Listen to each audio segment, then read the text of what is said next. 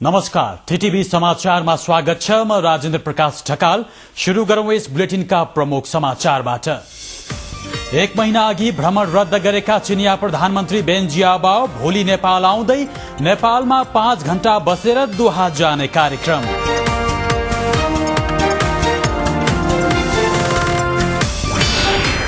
माओवादी भित्रको असन्तुष्टि चर्किँदै संविधान नबन्दाको दोषबाट उम्कन पार्टीलाई एक बनाएर अगाडि बढाउने कसरत।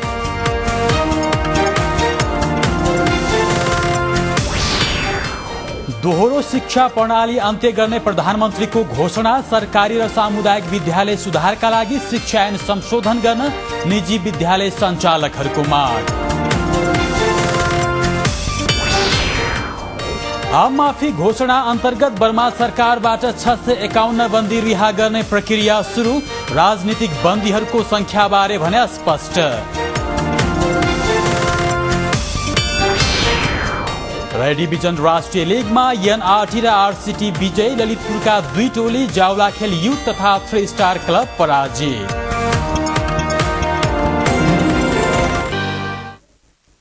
अब समाचार विस्तारमा। चिनिया प्रधानमन्त्री बेन जियाबाओ भोलि नेपाल भ्रमणमा आउने हुन भएको छ। चिनिया प्रधानमन्त्री जियाबाओको भ्रमण कार्यक्रम भने जम्मा 5 घण्टाको रहेको छ। बिहान 11 बजे काठमाडौँ आइपुग्ने जियाबाओ अपराह्न 4 बजे कतारको दोहा जाने कार्यक्रम छ। चिनिया प्रधानमन्त्रीले 10 वर्षपछि नेपाल भ्रमण गर्न लागेका हुन्। चिनिया प्रधानमन्त्री जियाबाओले 5 घण्टे नेपाल बसाइका क्रममा प्रधानमन्त्री डाक्टर बाबुराम भट्टराईसँग भेटवार्ता गर्ने कार्यक्रम छ। भेटवार्ता प्रधानमन्त्री कार्यालय सिंहदरबारमा हुने कार्यक्रम छ, तर नेपाल र चीन दुवैले भ्रमणको कार्यक्रम गोप्य राखेका छन्। यद्यपि परराष्ट्र मन्त्रालयले चिनिया प्रधानमन्त्री जियाबाओको सत्कारका लागि सम्पूर्ण तयारी गरेको स्रोतले बतायो। आफ्ना प्रधानमन्त्रीको भ्रमणका बारेमा चिनिया राजदूत योङ हाउलानले हिजै प्रधानमन्त्री डाक्टर भट्टराईलाई बालुवाटारमा भेटेर जानकारी गराउनु भएको थियो। यसअघि पुस 5 गतेदेखि गर्ने भनिएको भ्रमण चिनिया प्रधानमन्त्री जियाबाओले अन्तिम समयमा आएर स्थगित गर्नु भएको थियो। प्रधानमन्त्री डाक्टर भट्टराईले एकतर्फी रूपमा भ्रमणको मिति चुहाएको भन्दै चीनले असन्तुष्टि जनाएको थियो। स्रोतका अनुसार यसअघि चीनले असन्तुष्टि जनाएकै कारण सरकारले भ्रमणका कार्यक्रम गोप्य राखी चिनिया प्रधानमन्त्री जियाबाओको सुरक्षा व्यवस्था मिलाएको छ। जियाबाओ नेपालमा रहँदा स्वतन्त्र तिब्बतका पक्षधरलाई प्रदर्शन गर्न नदिने गरी सुरक्षाको प्रबन्ध मिलाइएको छ। स्वतन्त्र तिब्बतको माग गर्दै प्रदर्शनको तयारी भइरहेको सूचना पाएपछि चिनिया प्रधानमन्त्रीले अन्तिम समयमा भ्रमण स्थगित गरेकोमा उप प्रधानमन्त्री तथा गृहमन्त्री विजय कुमार गच्छदारले केही दिन अघि चीन भ्रमण गरेर चिनिया पक्षलाई आश्वस्त तुल्याउनु भएको थियो। यसैबीच चिनिया प्रधानमन्त्रीको नेपाल भ्रमण नेपालबाट चीन विरोधी गतिविधि हुन नदिने विषयमा केन्द्रित हुने परराष्ट्रविदहरूले बताएका छन्। रिपोर्टर्स क्लबले आज गरेको साक्षात्कार कार्यक्रममा बोल्दै परराष्ट्रविदहरूले तिब्बतका कारण सुरक्षा मामिलामा चीन निरन्तर सचेत रहँदै आएकाले यस पटकको चिनिया प्रधानमन्त्रीको भ्रमण पनि सुरक्षा चासोमा नै केन्द्रित रहने बताएका छन्। परराष्ट्रविद राजेश्वर आचार्यले भ्रमण अत्यन्तै छोटो भएकाले राजनीतिक तथा आर्थिक गतिविधिका विषयमा यकिन नभए पनि सुरक्षा चासो भने व्यक्त गर्ने बताउनुभयो। अर्का परराष्ट्रविद हिरोनेलाल श्रेष्ठले शान्ति प्रक्रिया तथा संविधान निर्माण पूरा नभएकाले संक्रमणकालीन अवस्था रहेको जारी गर्दै यसले नेपाल चीन सुरक्षा नीतिमा प्रभाव पार्ने विषयमा चिनिया प्रधानमन्त्रीले चासो व्यक्त गर्ने बताउनुभयो। टीटीभी समाचारमा अब पालो तपाईको मतको।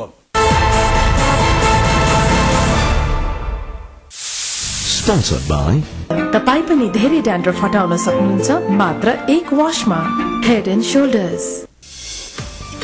तपाईको मतमा हिजो हामीले सोधेका थियौं, सोभियतको निर्वाचन प्रणालीका विषयमा विद्यार्थी संगठनहरू बीच सहमति हुन नसक्नुको कारण के होला? यसको जवाफमा ए निर्वाचनदेखि डर भन्नेमा 21%, बी माओ पार्टीको दबाव भन्नेमा 66% र सी विद्यार्थी राजनीति भन्नेमा 13% मत प्राप्त भएको छ। अब आजका लागि प्रश्नको पालो। तपाईको मतमा अब आजका लागि प्रश्न छ, चिनिया प्रधानमन्त्री बेन जियाबाओले किन आकस्मिक रूपमा नेपाल भ्रमण गर्न लाग्नु भएको होला? यसको जवाफमा ए नेपाल सरकारको मान राख्न, बी द्विपक्षीय सम्बन्ध सुधारका लागि र सी अनौपचारिक भ्रमणको के अर्थ? आजका लागि प्रश्न फेरि एकपटक, चिनिया प्रधानमन्त्री बेन जियाबाओले किन आकस्मिक रूपमा नेपाल भ्रमण गर्न लाग्नु भएको होला? यसको जवाफमा ए नेपाल सरकारको मान राख्न द्विपक्षीय सम्बन्ध सुधारका लागि रसी अनौपचारिक भ्रमणको के अर्थ? तपाईको मतमा सहभागी हुन मोबाइलको म्यासेज बक्समा गई NEWS न्यूज टाइप गरी स्पेस दिएर A, B अथवा C टाइप गर्नुहोस् र 4411 मा पठाउनुहोस्। तपाईको मतको अन्तिम नतिजा हामी भोलि बेलुका 7:30 र 10 बजेको समाचारमा प्रसारण गर्नेछौं। तपाईको मत सम्बन्धित पक्षका लागि मार्गदर्शक बन्ने विश्वास हामीले लिएका छौं। गत कार्तिक 15 गते साँझ राजनीतिक दलहरूले शान्ति प्रक्रिया टुंग्याएर संविधान जारी गर्ने 7 बुँदे सहमति गरे लगत्तै माओवादीमा असन्तुष्टिको जालो भूसको आगो झैं फैलिँदै गएको छ।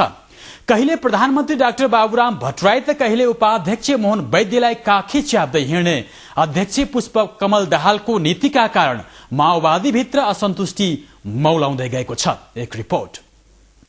माओवादी अध्यक्ष पुष्पकमल दाहालले उपाध्यक्ष डाक्टर बाबुराम भट्टराईलाई काखी च्यापेपछि रुष्ट बनेको वरिष्ठ उपाध्यक्ष मोहन वैद्य समूहले पार्टी फुटाउने सम्मको चेतावनी दिएपछि माओवादीको विवाद सतहमै छताछुल्ल भएको हो। गत वर्षको मंसिरमा गोरखामा भएको माओवादी विस्तारित बैठकको निर्णय विपरीत अध्यक्ष दाहालले अन्य दलहरूसँग सहमति गर्दै हिँडेको वैद्य पक्षको आरोप छ। अध्यक्ष दाहालले शुभेच्छाकारी ढंगबाट अघि बढ्दै पार्टीको निर्णयलाई एक्लाउँदै शक्ति केन्द्रित गरेको उपाध्यक्ष वैद्य समूहको आरोप छ। गत भदौदेखि डाक्टरलाई साथमा लिएर हिँडेकै कारण पार्टी निर्णय विपरीत भारतसँग विप्पा सम्झौता गरेको भन्दै डाक्टर बाबुराम भट्टराईले आफ्नै पार्टीका कार्यकर्ताबाट कालो झण्डा र मसाल जुलुसको विरोधको सामना गर्नु पर्यो, त्यो पनि दाहालकै कारण।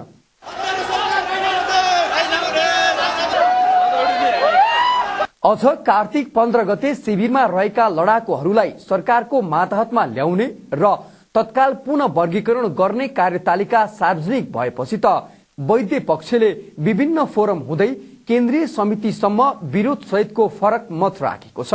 माओवादी नेतृत्वमा पछिल्लो समयमा देखिएको जुगाको लडाईले गर्दा पार्टी फुट्छ भन्ने शंका गर्ने ठाउँ प्रशस्त देखिएको छ। यसको मिलनबिन्दु भनेको क्रान्तिकारी कार्यदिशाको विकास गर्नु, त्यही नै यसको। भएन भने के हुन्छ?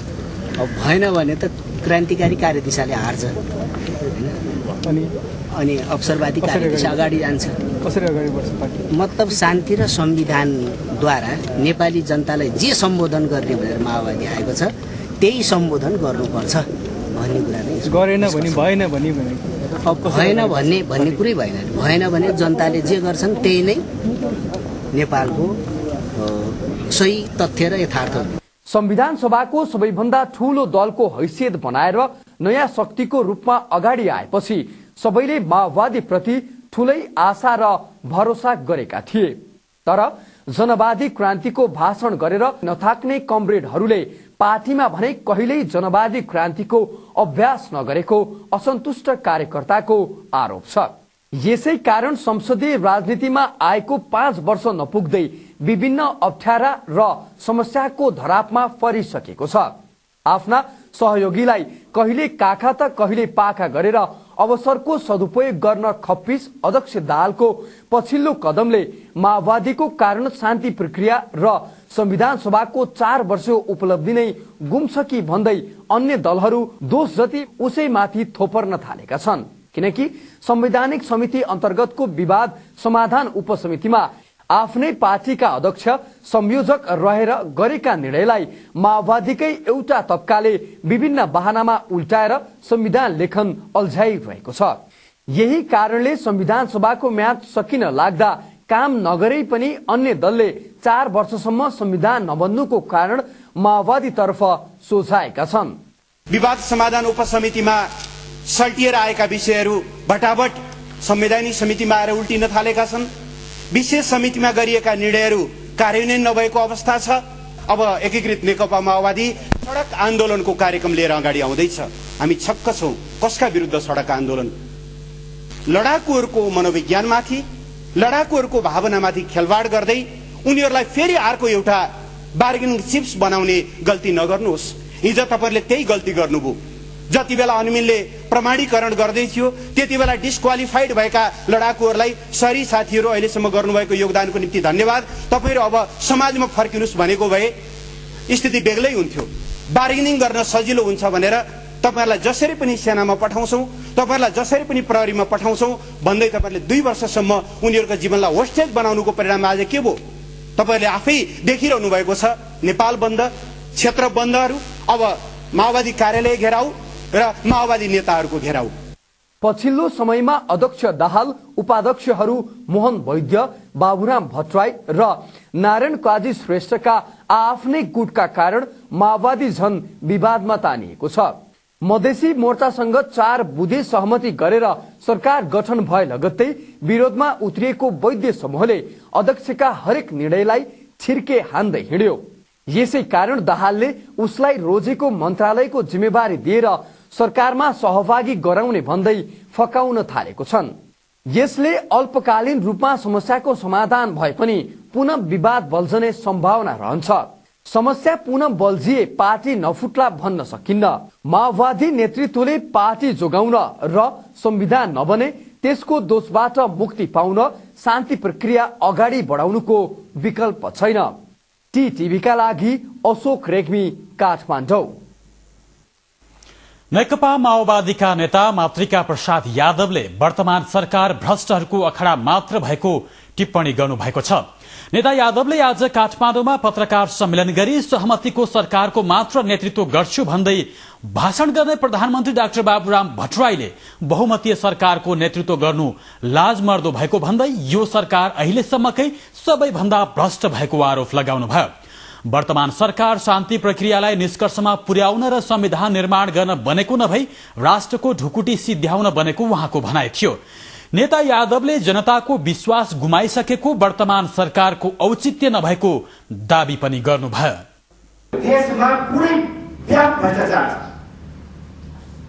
सबै पार्टी सानादेखि लिएर ठूला पार्टी एउटा कुरामा सहमत छ, देशको राजस्व लुट्नमा, विकासको बजेट खानमा कसैको विमति छैन, कुनै पार्टीको विमति छैन।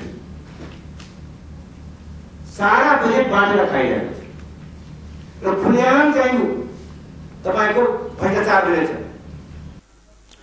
पत्रकार सम्मेलनमा नेता यादवले एकीकृत नेकपा माओवादीले गरेको क्रान्ति विरोधी क्रियाकलापलाई माओवादीकै नामबाट प्रचार प्रसार गरिएकोमा आपत्ति जनाउनुभयो। कार्यक्रममा नेकपा माओवादीको दोस्रो राष्ट्रिय भेलाले लिएका निर्णयहरू सार्वजनिक गरिएको थियो। प्रधानमन्त्री डाक्टर बाबुराम भट्टराईले मुलुकमा विद्यमान 2 प्रकारको शिक्षा प्रणालीको अन्त्य गर्ने बताउनु भएको छ। प्रधानमन्त्री डाक्टर भट्टराईले बाल्यकालदेखि नै विभेद हुने खालको शिक्षा प्रणालीको अन्त्य गर्न सरकार लागि परेको बताउनु भएको हो। उच्च माध्यमिक विद्यालय संघको 5औं महाधिवेशनको आज काठमाडौँमा उद्घाटन गर्दै प्रधानमन्त्री भट्टराईले सरकारी व्यवस्थापन र निजी क्षेत्रको सञ्चालनमा रहेका विद्यालयको शिक्षाको गुणस्तर सुधारमा समानता ल्याउन सरकारले विशेष कार्य योजना ल्याउने स्पष्ट पार्नुभयो। उहाँले निजी उच्च माविलाई करको दायरामा ल्याएर त्यसबाट सरकारी विद्यालयको भौतिक पूर्वाधार सुधार कार्यक्रम ल्याउन खोजे पनि निजी क्षेत्रको विरोधका कारण सम्भव नभएको गुनासो गर्नुभयो। हामीले कर प्रणालीबाट यो व्यक्तिलाई के हदसम्म व्यवस्थित गर्न सकिन्छ कि भनेर सोचेका थियौँ। सायद तपाईलाई बुझाउन सकिए सम्भव भएन। प्रधानमन्त्री डाक्टर भट्टराईले सरकारी विद्यालयमा शिक्षकहरूको जागिरे मनस्थितिका कारण शैक्षिक गुणस्तर कम भएको बताउनुभयो। न्यूनतम भौतिक पूर्वाधारको समेत व्यवस्था नभएका कारण सरकारी विद्यालयको उत्तीर्ण प्रतिशत कम रहेको उहाँको भनाइ थियो। राजनीतिमा युगान्तकारी परिवर्तन आयो, तर शिक्षामा हामी त्यही पाठ्यक्रम र त्यही शिक्षा विधिमा छौँ जसले जागिरे मनस्थिति सहितका व्यक्ति उत्पादन गर्छ। यसमा परिवर्तन आवश्यक छ। यो मुलुकको आर्थिक रूपान्तरणका लागि उद्यमीहरू आवश्यकता छ। कार्यक्रममा उच्च माध्यमिक विद्यालय संघका वरिष्ठ उपाध्यक्ष डाक्टर बाबुराम पोखरेलले सरकारले सार्वजनिक निजी साझेदारीमा सामुदायिक विद्यालयको स्तरोन्नति गर्न विद्यमान ऐनको संशोधन गर्न माग गर्नुभयो। उहाँले सरकारले सरकारी विद्यालयहरूको स्तर सुधार गर्न नीति निर्माण गरी संस्थागत पहल गर्नुपर्ने धारणा राख्नुभयो। काठमाडौँ घोषणा पत्र जारी गर्दै सम्मेलन भोलि सकिँदैछ। यसै सन्दर्भमा प्रस्तुत छ नागरिक सरोकार आजको यथार्थमा।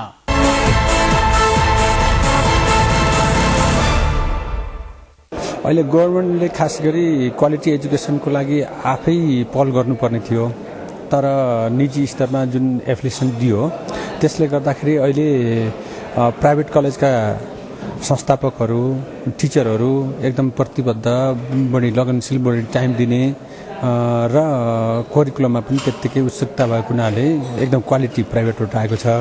गभर्मेन्टकोहरू के अरे गभर्मेन्ट स्तरको पढाइहरू टिचरकै लापरवाहीले अथवा व्यवस्थापनको कमीले गर्दाखेरि धराशायी भइरहेको छ। प्राइभेट र जुन गभर्मेन्ट सेक्टरको एजुकेसनको सिलेबस पढाउने चिज चाहिँ फरक होइन कि, जुन हामीले जुन कमिटमेन्ट, जुन पढाउने स्टाइल र क्वालिटी चाहिँ मात्र फरक हो। पाठ्यक्रममा जति पिरियड पढाइ जुन हुनुपर्ने दिएको छ त्यो चाहिँ वास्तवमा भइराखेको हुँदैन। त्यसपछि अब पोलिटिकल विभिन्न मुद्दाहरू हुन्छ, त्यसपछि विभिन्न डिस्टर्बेन्सहरू कहिले स्टुडेन्टबाट हुने, कहिले टिचरबाट हुने, त्यस्तो किसिमको कहिले पोलिटिकल पार्टीहरूबाट हुने, त्योहरूले गर्दा सरकारीमा राजनीतिक र पढाइमा त्यति ध्यान नदिने, प्राइभेट सेक्टरमा मुख्य कारण के हो, राजनीति केही हुँदैन र व्यवस्थापन चुस्त दुरुस्त हुन्छ। प्राइभेट सेक्टर भन्ने बित्तिकै आफूले लगानी गरेको ठाउँमा बढी माया हुन्छ, सरकारको स्वामित्व भएको ठाउँमा चाहिँ सुपरभिजन कम हुँदो रहेछ, रेस्पोन्सिबिलिटी एकाउन्टेबिलिटी लिने त्यसमा पनि अलिकता फितलो हुँदो रहेछ। त्यसले गर्दाखेरि सामान्यतया केही डिफ्रेन्स भएको कुरा महसुस भएको। अब यो एजुकेसनको क्वालिटी भन्दा साथ त्यो इन्स्टिट्युसनको डेडिकेसनमा भर पर्छ। प्राइभेट सेक्टरमा तपाईँले हेर्नु भनेदेखि त्यहाँ टेकडाउन भनेको मतलब पोलिटिक्स कम छ। त्यसले गर्दा एउटा व्यक्तिले लगानी गरेर सञ्चालन गरे हुन्छ र त्यो डुब्यो भने त्यो व्यक्ति नै डुब्छ, सबै उसको सम्पत्ति नै डुब्छ, सबै डुब्छ। त्यसले गर्दाखेरि उनीहरू जसरी पनि क्वालिटी दिनुपर्छ भन्ने मान्यतामा चाहिँ डेडिकेट भएर चाहिँ लागेका हुन्छन्। त्यसले गर्दाखेरि पनि प्राइभेटको चाहिँ नतिजा राम्रो भयो। पठन पाठन तपाईँलाई गभर्मेन्ट एफिलिएटेड स्कुलहरूमा चाहिँ कम, राजनीति बढी भयो क्या। त्यो प्राइभेटमा चाहिँ त्यो अहिले कम छ, पढाइ बढी, राजनीति कम हुन्छ। एउटा त्यो कारण हो। अर्को कारण चाहिँ के छ भने निश्चित स्रोत चाहिँ तपाईँलाई गभर्मेन्ट स्कुलमा छैन, सरकारले पुर्याउन सकेको छैन। यो दुईटा मेजर कारण हो।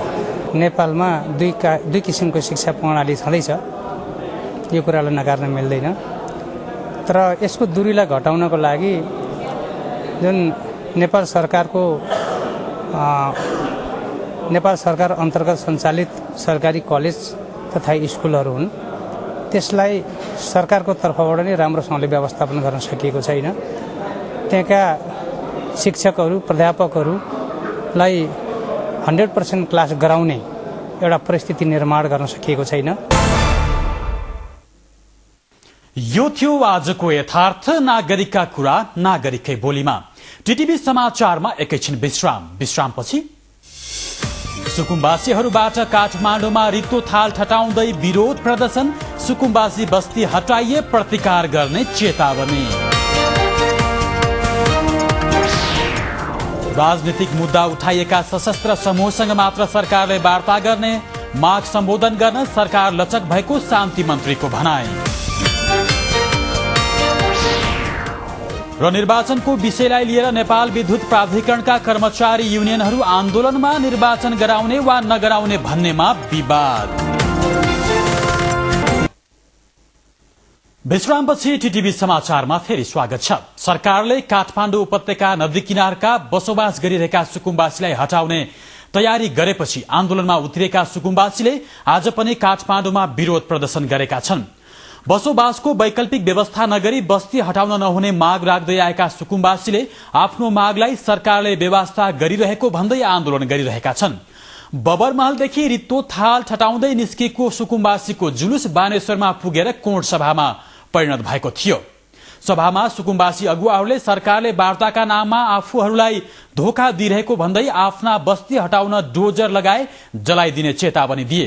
उनीहरूले सर्वहाराको नेतृत्व गर्छु भन्ने माओवादी पार्टी आफैले सरकारको नेतृत्व गरिरहँदा पनि सुकुम्बासीलाई कुनै वास्ता नगरेको भन्दै प्रधानमन्त्री डाक्टर बाबुराम भट्टराईको राजीनामा माग गरेका थिए। हामीलाई पाउने ठाउँ के भनेको यो गलत हो।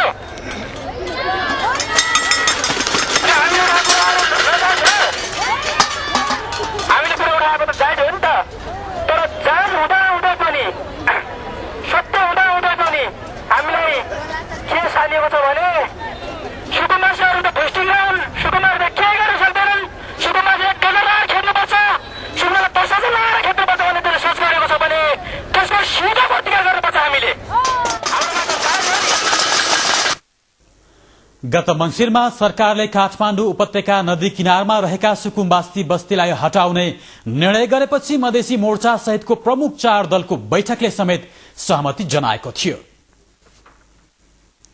सरकारले राजनीतिक मुद्दा उठाएका सशस्त्र समूहहरूसँग मात्र वार्ता गर्न स्पष्ट पारेको छ।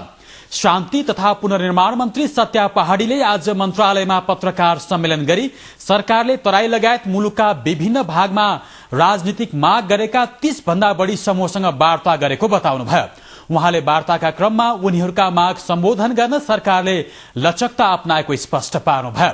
सरकारले मुलुकभर 100 भन्दा बढी सशस्त्र समूहको पहिचान गरेको र 31 वटा समूहसँग सरकारले वार्ता गरिसकेको उहाँले जानकारी दिनुभयो। वार्ताका क्रममा तराईमा संघर्षरत केही समूहले हतियार समेत बुझाएको मन्त्री पहाडीको भनाइ थियो। तराईमा सशस्त्र संघर्षरत विभिन्न भूमिगत संगठनमा आबद्ध रहँदै आएका सप्तरीका अनिल कुमार यादवले हतियार सहित प्रशासन समक्ष आत्मसमर्पण गरेका छन्। सप्तरीको पकरी गाविस वडा नम्बर 3 का देवराम भनिने यादवले 4 थान कटुवा पिस्तोल सहित प्रशासनमा आत्मसमर्पण गरेका हुन्। विगत 3 वर्षदेखि भूमिगत रहेका उनले सशस्त्र आन्दोलनबाट उपलब्धि प्राप्त गर्न नसकिने र सशस्त्र समूहमा लागेकाहरूको आचरण खराब हुँदै गएकाले त्यस्ताको संगत र सम्पर्कमा आफू रहन नसक्ने देखेकाले सार्वजनिक भएको प्रतिक्रिया दिए। जयकृष्ण गोइत नेतृत्वको अखिल तराई मुक्ति मोर्चा, उदयकान्त मिश्रा आजादले नेतृत्व गरेको संयुक्त जनतान्त्रिक तराई मुक्ति मोर्चा हुँदै उनी पछिल्लो समय संयुक्त जनतान्त्रिक तराई मुक्ति मोर्चाका सप्तरी संयोजकको जिम्मेवारी सम्हाल्दै आएका थिए। यादवले स्थानीय शान्ति समिति सप्तरीको पहलमा प्रमुख जिल्ला अधिकारी लेखनाथ पोखरेल, प्रहरी प्रमुख गणेश बहादुर थापा, शान्ति समितिका संयोजक देवनाथ यादव, संचारकर्मी लगायतको उपस्थितिमा आत्मसमर्पण गरेका हुन्। जलस्रोतमा विश्वकै सम्पन्न देशमा जन्मिएर पनि सधैँ अँध्यारोको पीड़ा भोग्न बाध्य नेपालीले अब नेपाल विद्युत प्राधिकरण भित्रको ट्रेड युनियन खिच्चातानीको मार पनि सहनुपर्ने भएको छ। आधिकारिक ट्रेड युनियन निर्वाचनको नाममा नेपाल विद्युत प्राधिकरण भित्रका 4 वटा ट्रेड युनियन बीचको विवाद र मतभेद चुलिएपछि प्राधिकरणका कर्मचारी कार्यालयको काम नै नगरी संघर्षमा उत्रिएका हुन्।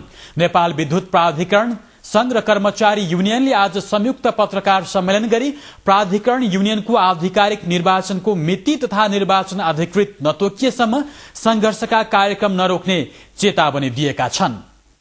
निर्णयबाट विगत 2 वर्ष अघिदेखि तयार गरिएको ट्रेड युनियन सञ्चालन कार्यविधि निर्वाचन नभएको कारण लागू हुन सकेको छैन, जसलाई कार्यान्वयन ल्याउन जरुरी छ। ती चुनौतीहरूलाई पार गर्दै नेपाल विद्युत प्राधिकरणलाई सुदृढ संस्थाको रूपमा विकास गरी जनतालाई सहज सेवा उपलब्ध गराउन नेपाल विद्युत प्राधिकरणको व्यवस्थापन र कर्मचारीको बीचमा उचित संयोजन हुन जरुरी छ।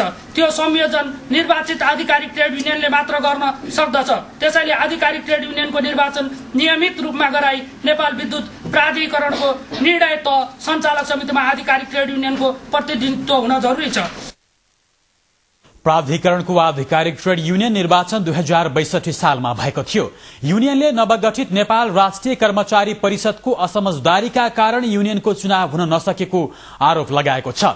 युनियनले प्राधिकरण व्यवस्थापन र श्रम कार्यालयका पदाधिकारी सम्मिलित बैठकमा 2068 माघ 27 गते युनियनको निर्वाचन गराउने सहमति गरेको थियो। पत्रकार सम्मेलनमा प्राधिकरण कर्मचारी संघका महासचिव शंकर बराकोटीले नेपाल विद्युत प्राधिकरण थुप्रै आर्थिक तथा सामाजिक चुनौतीले ग्रस्त भएको भन्दै त्यसको उचित व्यवस्थापनका लागि युनियनको निर्वाचन आवश्यक रहेको बताउनुभयो। त्यसैगरी कर्मचारी युनियनका अध्यक्ष रामप्रसाद रिमालले ऊर्जा मन्त्रालय प्राधिकरणप्रति जिम्मेवार नभएको र समस्या सम्बोधन गर्न सक्षम नभएको आरोप लगाउनुभयो।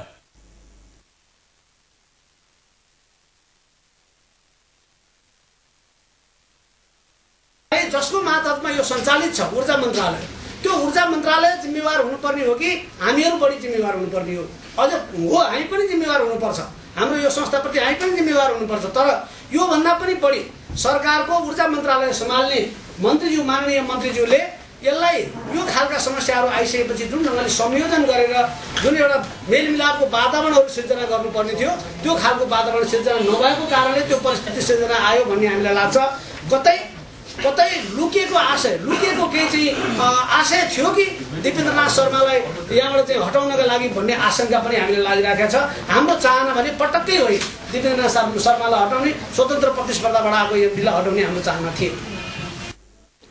तर प्राधिकरण, नेपाल राष्ट्रिय कर्मचारी संगठन र कर्मचारी कल्याण परिषदले भने निर्वाचनको विपक्षमा देखिएका छन्। ती संगठनहरूले चुनाव गर्नु पूर्व प्राधिकरण अन्तर्गत सञ्चालित सहायक कम्पनीले आफूलाई आवश्यक पर्ने कर्मचारी आफै व्यवस्था गर्ने, विद्युतीय हाजिरीको व्यवस्था, मन्त्रालयमा कार्यरत प्राधिकरण कर्मचारीलाई फिर्ता बोलाउनु पर्ने लगायतका माग राखेका छन्। यस वर्षको नै देरू नि खपु बाल पुरस्कार विभिन्न विधाका 9 बाल बालिकालाई प्रदान गरिएको छ। काठमाडौँमा आज भएको कार्यक्रममा पुरस्कार प्रदान गरिएको हो। पुरस्कृत हुनेहरूमा साहित्यतर्फ सुशान्त मानसिंह मास्के, चित्रकलातर्फ छेतेन डोका शेर्पा, गायनतर्फ सरगम बस्नेत, नृत्यतर्फ येजु श्रेष्ठ, खेलकुदतर्फ संसार विक्रम थापा, विज्ञानतर्फ तालाङ्क बराल रहेका छन्। पुरस्कारको राशि जनही 10,000 रहेको छ। त्यसै गरी नै देरुनी खप्पु कोपिला पुरस्कार गायनमा कुणाल श्रेष्ठ मलेखु र नृत्यमा उर्मिला गुरुङलाई दिइएको छ। पुरस्कारको राशि 7,000 रुपैयाँ रहेको छ। वरिष्ठ साहित्यकार श्यामदास वैष्णवले पुरस्कार प्रदान गर्नुभएको थियो।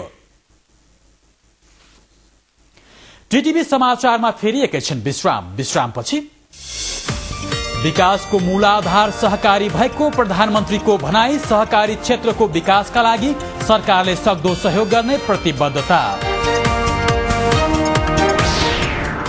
देशका विभिन्न भागमा भारी हिमपात भएका क्षेत्रमा पर्यटकहरूको भीड़।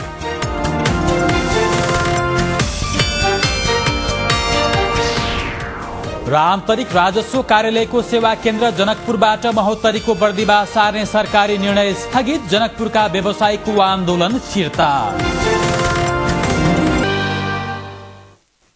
विश्रामपछि टीटीभी समाचारमा फेरि स्वागत छ। प्रधानमन्त्री डाक्टर बाबुराम भट्टराईले सहकारी मुलुक विकासको मूलाधार भएको बताउनु भएको छ। राष्ट्रिय सहकारी संघको 19औं वार्षिक साधारण सभाको आज काठमाडौँमा उद्घाटन गर्दै प्रधानमन्त्री डाक्टर भट्टराईले सहकारी मुलुक विकासको मूल आधार भएकोले यसलाई 3 खम्बे अर्थनीति अन्तर्गत अपनाउन खोजिएको बताउनुभयो।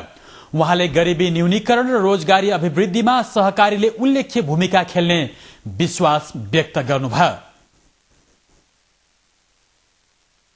चालू आर्थिक वर्ष 68-69 को वार्षिक कार्यक्रम तथा बजेट वक्तव्य मार्फत सहकारी क्षेत्रको सम्वर्धन र विस्तारका लागि उपयुक्त नीति तथा कार्यक्रम पारित गरी नेपाल सरकार यस क्षेत्रको विकासमा प्रतिबद्ध रहेको छ।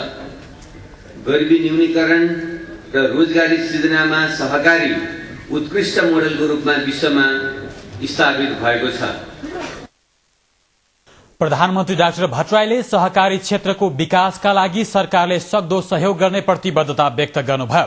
कार्यक्रममा सहकारी संघका अध्यक्ष केशव बडालले मुलुकको कुल गृहस्थ उत्पादनमा सहकारीले 3% भन्दा बढ़ी योगदान पुर्याइरहेको जानकारी दिनुभयो। अध्यक्ष बडालले सहकारी क्षेत्रमा 50,000 भन्दा बढ़ी व्यक्ति प्रत्यक्ष र 5 लाख भन्दा बढ़ी व्यक्ति अप्रत्यक्ष रोजगारी पाइरहेको बताउनुभयो। कास्कीको उत्तरी भेगमा परेको हिमपातका कारण जनजीवन प्रभावित भएको छ।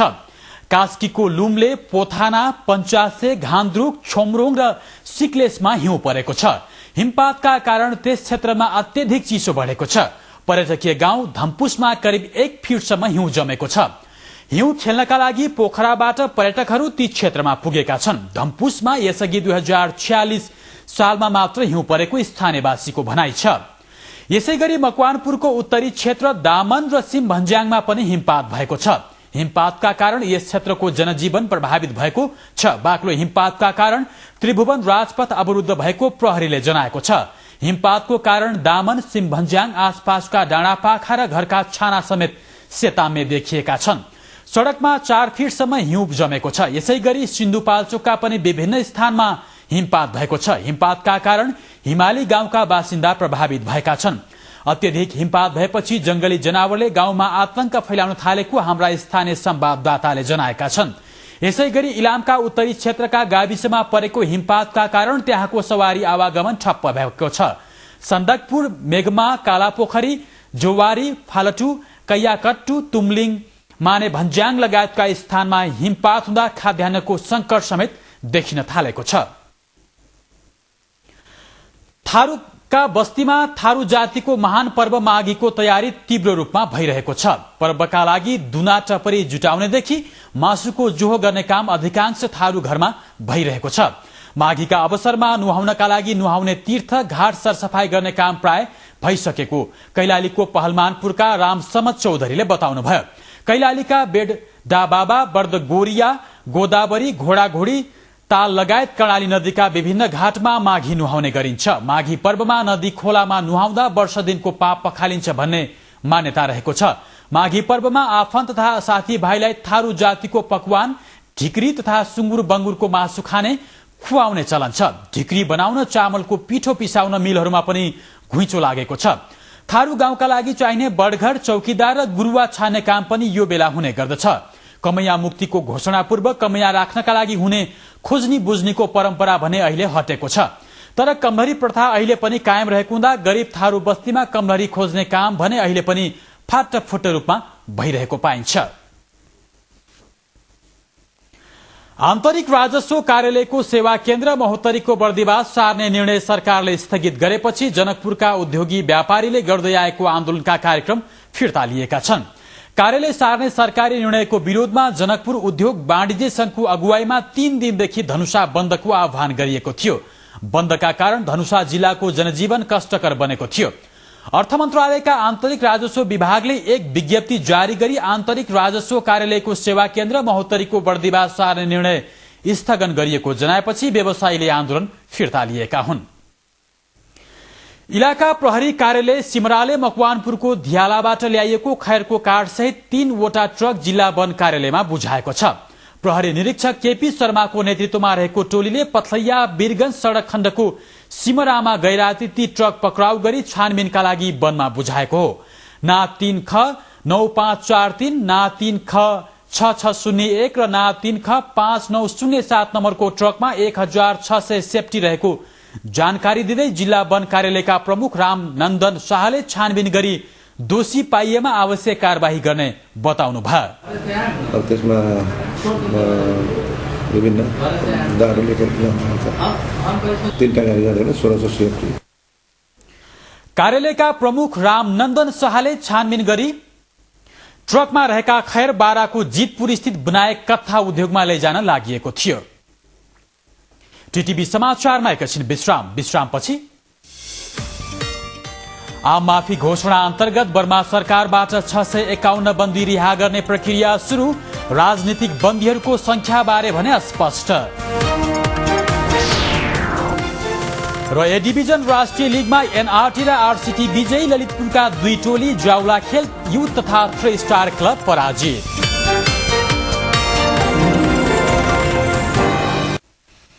विश्रामपछि टीटीभी समाचारमा फेरि स्वागत छ। अब अन्तर्राष्ट्रिय समाचार। बन्दीहरूलाई आम माफी दिने घोषणा अनुसार बर्माले 600 भन्दा बढी बन्दीहरूलाई रिहा गर्ने प्रक्रिया शुरू गरेको छ।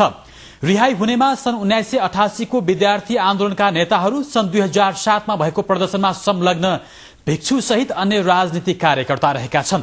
सन् 1988 को आन्दोलनका एक प्रमुख नेता मिन को नाङ इङलाई समेत रिहा गरिएको बर्मा सरकारले जनाएको छ। बर्माको सरकारी टेलिभिजनले राष्ट्रपतिको आम माफी अन्तर्गत 651 बन्दीलाई रिहाई गरिने जनाएको छ। तर त्यसमध्ये कति राजनीतिक बन्दीलाई रिहाई गरिने भन्ने स्पष्ट पारिएको छैन। बर्मा सरकारले लामो समयदेखि बन्दी रिहाईका लागि अन्तर्राष्ट्रिय दबाव झेल्दै आएको थियो। आज गरिएको बन्दी रिहाई प्रक्रियाले बर्मा सरकार परिवर्तनतर्फ अग्रसर भएको विश्लेषण गरिएको छ। अफगानिस्तानका तालिबानी लडाकुहरूका शवमाथि पिसाब गरेको एक भिडियोमा 2 जना अमेरिकी सेना रहेको सार्वजनिक भएको छ। अमेरिकी सेनाको समूह म्यारिन कर्प्सका अधिकारीहरूले लडाकुको शवमाथि पिसाब गर्ने 4 जना मध्ये 2 जनाको परिचय खुलेको एक अन्तर्राष्ट्रिय संचार माध्यमलाई जानकारी दिएका छन्। अनलाइन मार्फत सार्वजनिक गरिएको एक भिडियोमा 4 अमेरिकी सेनाले मृत्यु भइसकेका तालिबानी लडाकुको शवमाथि पिसाब गरिरहेको देखाइएको थियो। तर अधिकारीहरूले भने उनीहरूको नाम तथा ठेगाना खुलाएका छैनन्। म्यारिनले घटनाबारे छानबिन समेत शुरू गरिसकेको जनाएको छ। तर केही रिपोर्टमा भने उनीहरू नर्थ क्यारोलिनमा रहेको एक युनिटमा रहेको जनाइएको छ। सो युनिट सेकेन्ड म्यारिन रेजिमेन्टको तेस्रो बटालियन हो। यो युनिट इराक, अफगानिस्तान तथा ग्वाटेमाला जस्ता देशमा आगलागी नियन्त्रणमा समेत सहभागी भएको थियो। यस युनिटलाई सन् 2001 मा अफगानिस्तानमा खटाइएको तथा सेप्टेम्बरदेखि अक्टोबरसम्ममा फिर्ता बोलाइएको जनाइएको छ। यसैबीच अमेरिकी सैनिकको क्रियाकलापलाई लिएर चौतर्फी निन्दा भइरहेको छ। टीटीभी समाचारमा अब पालो आर्थिक समाचारको। Sponsored by सुरक्षित र मजबुत निर्माणको आधार विश्वकर्मा सिमेन्ट।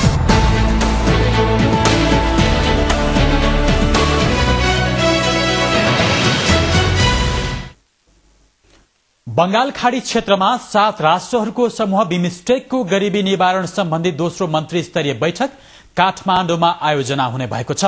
आइतबारदेखि 2 दिनसम्म चल्ने बैठकमा सदस्य राष्ट्रहरूले गरीबी निवारण सम्बन्धी आफ्ना अनुभव आदान प्रदान गर्नुका साथै आपसी सहकार्यका लागि विभिन्न क्षेत्रको पहिचान गर्नेछन्।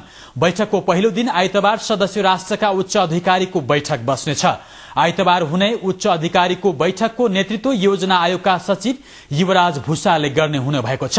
उच्च अधिकारीहरूको बैठकले यसअघिको बैठकको उपलब्धिको लेखाजोखा गर्नुका साथै सोमबार बस्ने बैठकको एजेण्डा तय गर्ने बैठक योजना आयोगका उपाध्यक्ष दीपेन्द्र बहादुर छेत्रीले जानकारी दिनुभयो।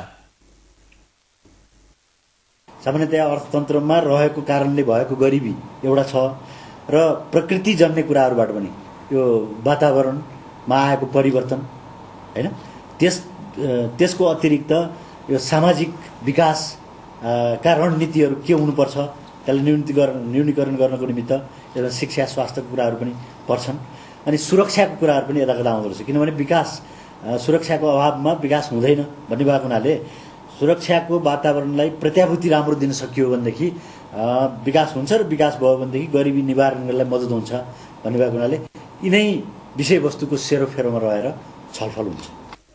बैठकमा गरीबी उन्मुख तथा समावेशी आर्थिक वृद्धि, सामाजिक विकास तथा सुरक्षा, सुशासन, जलवायु परिवर्तन, प्रकोप नियन्त्रण तथा व्यवस्थापन लगायतका विषयमा छलफल हुने बताइएको छ। बैठकमा नेपालले लैंगिकता तथा समावेशीकरणको सभालाई मुख्य विषयका रूपमा प्रस्तुत गर्ने भएको छ। मन्त्री स्तरीय बैठकको नेतृत्व भने अर्थमन्त्री वर्षमान पुनले गर्नुहुने भएको छ। बिमस्टेकको पहिलो बैठक सन् 2008 मा बंगलादेशमा भएको थियो।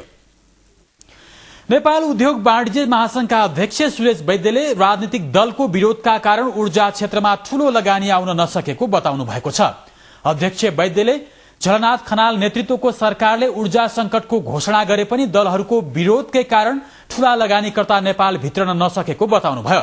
उद्योग वाणिज्य संघ चितवनको स्वर्ण जयन्तीलाई आज नारायणगढ़मा सम्बोधन गर्दै उहाँले ठूला लगानीकर्ता भित्र्याउनका लागि उचित वातावरण बनाउन सरकारसँग माग गर्नुभयो। ठूला लगानीकर्ता भित्र्याएर देशको विकास गर्न सरकारले धनी राष्ट्रहरूसँग विपा सम्झौता गर्नुपर्ने उहाँको भनाइ थियो। हरेक माघे संक्रान्तिका दिन नुवाकोटको तारुकामा सञ्चालन हुँदै आएको गोरु जुधाउने मेला यस वर्ष पनि विशेष महत्वका साथ सञ्चालन हुने भएको छ। तारुकाको चन्दनी पाटोमा हुने गोरु जुधाउने जात्रा हेर्न काठमाडौँ, चितवन, कास्की, तनहुँ लगायत जिल्लाबाट हजारौं मानिस भेला हुने गरेका छन्। जुधाउनेकै लागि स्थानीय किसानले रोजेका र छानेका गोरु पाल्ने चलन रहँदै आएको छ। यसै अवसरमा नुवाकोटमा माघे संक्रान्ति मेला लाग्ने गर्दछ। माघे संक्रान्ति मेला व्यवस्थापन समिति तारुकाले आज काठमाडौँमा पत्रकार सम्मेलन गरी गोरु जुधाउने मेला बिस्तारै अन्तर्राष्ट्रिय पर्यटनसँग पनि जोडिन थालेको जनाएको छ। नेपालमा कमै मनाइने यस्ता जात्राको प्रवर्धन गर्न सके यसले पशुपालनलाई पनि टेवा पुग्ने आयोजकको विश्वास छ। कार्यक्रममा आयोजकले नेपालमा यस्ता संस्कृति प्रचुर मात्रामा लुकेर रहे पनि सरकारले त्यसको पहिचानमा ढिलाइ गरेको गुनासो समेत गरेका थिए। कम्पनी रजिस्ट्रार कार्यालयमा दर्ता भएका कम्पनीहरूले आयव्यय सहित गत वर्षको वित्तीय विवरण बुझाउने म्याद पुस मसान्तमा सकिँदैछ। विवरण बुझाउने अन्तिम दिन भोलि सार्वजनिक विदा परेकाले आज आफ्नो कम्पनीको वित्तीय विवरण बुझाउन काठमाडौँको त्रिपुरेश्वर स्थित कम्पनी रजिस्ट्रार कार्यालयमा भीड़ लागेको थियो। कम्पनी रजिस्ट्रार कार्यालयमा दर्ता भएका सबै प्रकारका कम्पनीले एक आर्थिक वर्ष पूरा भएको 6 महिनाभित्र आफ्नो आर्थिक विवरण कार्यालयमा बुझाउनु पर्ने व्यवस्था छ। कार्यालयले प्राइभेट, पब्लिक तथा मुनाफा वितरण नगर्ने कम्पनीको दर्ता तथा अनुगमन गर्ने गर्दछ। तोकिएको समयमा विवरण नबुझाउने कम्पनीलाई कानून बमोजिम जरिवाना हुने भएकोले घण्टौं लाइन बसेर कम्पनीका प्रतिनिधिहरूले विवरण बुझाएका छन्।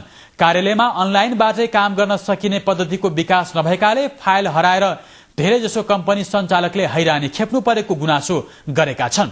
25 लाख चुक्ता पुँजी हुने कम्पनीले 5,000, 1 करोड़ चुक्ता पुँजी हुनेले 10,000 र त्यसभन्दा माथि चुक्ता पुँजी हुने कम्पनीले 20,000 जरिवाना तिरेर 1 वर्षसम्ममा कम्पनी नवीकरण गराउन पाउने व्यवस्था छ। प्राइभेटमा बढ़ीमा 50 जना र पब्लिकमा कम्तीमा 7 जना सदस्य राखेर कम्पनी खोल्न पाइन्छ। फोर्स नेपाल नामक संस्थाले काठमाडौँको साली नदीलाई पर्यटन गन्तव्यको रूपमा विकास गर्न प्लास्टिक मुक्त क्षेत्र बनाउने घोषणा गरेको छ। फोर्स नेपालले आज काठमाडौँमा पत्रकार सम्मेलन गरी श्री स्वस्थानी मेलाको अवसर पारेर पवित्र तीर्थस्थल स्वाली नदीलाई प्लास्टिक मुक्त क्षेत्र बनाउने घोषणा गरेको हो। यही पुस 25 गतेदेखि संस्थाले स्वाली नदीको मूल गेटबाट प्लास्टिकको झोला तथा प्लास्टिक जन्य वस्तु लैजान निषेध गरेको छ। मेला अवधिभर कागज तथा कपडाको झोला वितरण गर्ने पनि संस्थाले जनाएको छ। अब खेल समाचार।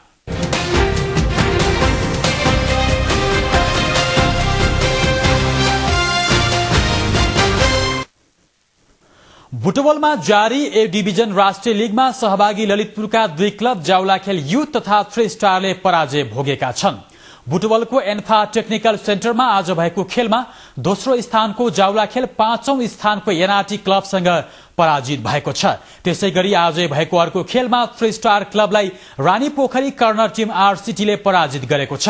जावलाखेल तथा 3 स्टार दुवैले समान 1-0 गोल अन्तरले पराजित गरेको छ। जावलाखेल तथा 3 स्टार दुवैले समान 1-0 गोल अन्तरले पराजय भोग्न बाध्य भए। राजन अधिकारीले 34औं मिनेटमा गरेको गोलसँगै एनआरटीले जावलाखेललाई पराजित गर्यो भने खेलको दोस्रो मिनेटमै विदेशी खेलाडी नटोलोले गरेको एक मात्र गोल आरसीटीको जितका लागि पर्याप्त बन्यो। एनआरटीसँगको पराजयपछि जावलाखेलले शीर्ष स्थानको पुलिस क्लबसँग अंक दूरी कम गर्ने अवसर गुमाएको छ। पुलिसको 6 खेलमा 18 तथा जावलाखेलले 12 अंक जोडेको छ। सामुदायिक विद्यालय परिवार रूपन्देहीले आगामी माघ 16 देखि 20 गतेसम्म खेल महोत्सव गर्ने भएको छ। सामुदायिक विद्यालय परिवारले कक्षा 1 देखि 9 कक्षासम्मका विद्यार्थीलाई 3 चरणमा विभाजन गरी खेल प्रतियोगिता सञ्चालन गर्न लागेको हो।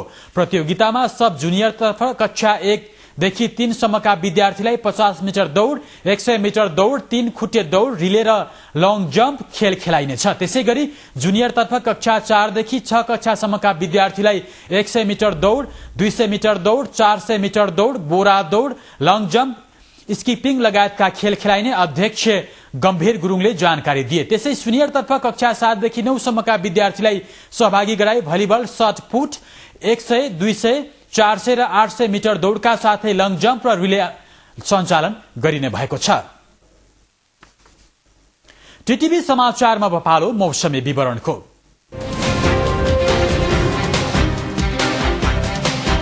This weather report is brought to you by apex Ultima सधैँ चाहनुहुन्छ।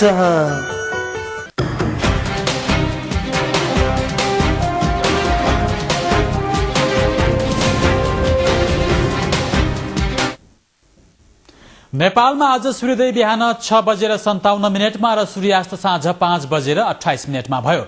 आज काठमाडौँ उपत्यकाको अधिकतम तापक्रम 15.6 डिग्री सेल्सियस रह्यो भने रातिको न्यूनतम तापक्रम 0 देखि 2 डिग्री सेल्सियस बीच रहनेछ। भोलि बिहान सूर्योदय 6:56 र सूर्यास्त साँझ 5:29 हुनेछ। भोलि काठमाडौँ उपत्यकाको अधिकतम तापक्रम 14 देखि 16 डिग्री सेल्सियस बीच रहनेछ। आज राति र भोलि मध्य तथा पश्चिमी पहाड़ी भेगमा आंशिक बदली हुने जल तथा मौसम विज्ञान विभागको अनुमान छ। अब आजको देशभरको मौसमी विवरण।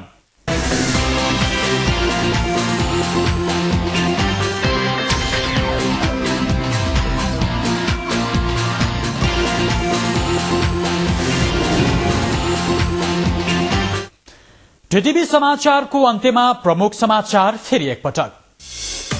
1 महिना अघि भ्रमण रद्द गरेका चिनिया प्रधानमन्त्री बेन जियाबाओ भोलि नेपाल आउँदै नेपालमा 5 घण्टा बसेर दोहा जाने कार्यक्रम।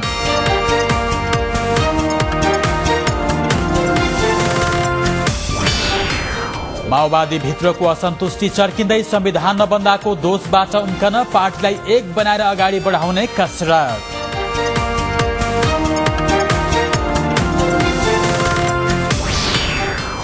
दोहोरो शिक्षा प्रणाली अन्त्य गर्ने प्रधानमन्त्रीको घोषणा। सरकारी र सामुदायिक विद्यालय सुधारका लागि शिक्षा ऐन संशोधन गर्न निजी विद्यालय सञ्चालकहरूको माग।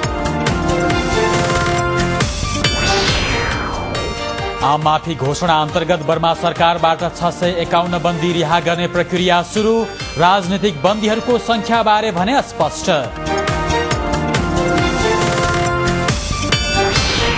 र ए डिभिजन राष्ट्रिय लिगमा एनआरटी र आरसीटी विजयी। ललितपुरका 2 टोली जाउलाखेल यू तथा 3 स्टार क्लब पराजित।